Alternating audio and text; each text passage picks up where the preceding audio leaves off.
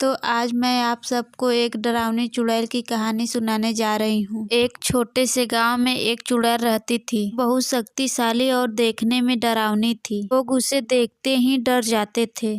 एक रात एक युवक उस गांव में से गुजर रहा था। वह बहुत थका हुआ था और सोच रहा था कि यहीं रात बिताने के लिए ठहर जाता हूँ। तभी उसे एक पुराना घर दिखाई देता है। वह घर देखने में बहुत बड़ा एवं डरावना था, लेकिन युवक सोचा कि यहीं रात बिताने के लिए ठहरना होगा। जब वह घर के अंदर जाता है तो उसे एक चुड़ैल दिखाई देती है। वह चुड़ैल देखने में बहुत बड़ी और डरावनी लग रही थी, लेकिन युवक ने कहा कि मैं इससे नहीं डरूंगा। अभी चुड़ैल युवक से कहती है कि तुम यहाँ क्यों आए हो? युवक ने कहा मैं रात बिताने के लिए आया हूँ।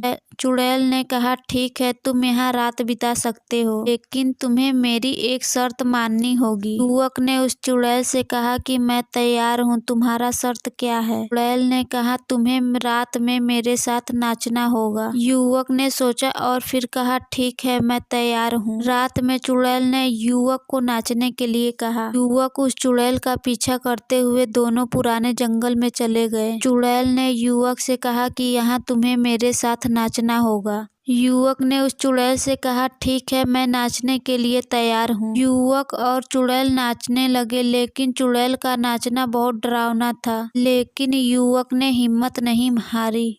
जब नाच खत्म हुआ तो चुड़ैल ने युवक से कहा कि तुम बहुत अच्छे नाचते हो, तुम्हें एक इनाम दूंगी। युवक ने कहा मैं तैयार हूँ। चुड़ैल ने कहा तुम्हें यह इनाम मिलेगा कि तुम कभी भी किसी से नहीं डरोगे। युवक ने चुड़ैल को धन्यवाद दिया और कहा मैं तुम्हारा आभारी हूँ। चुड़ैल ने कहा कि तुम्हें कभी भी मुझसे नहीं डरना होगा, मैं तुम्हारी दोस्त हूँ। युवक ने चुड़ैल को फिर से धन्यवाद दिया और कहा मैं तुम्हारा आभारी हूँ।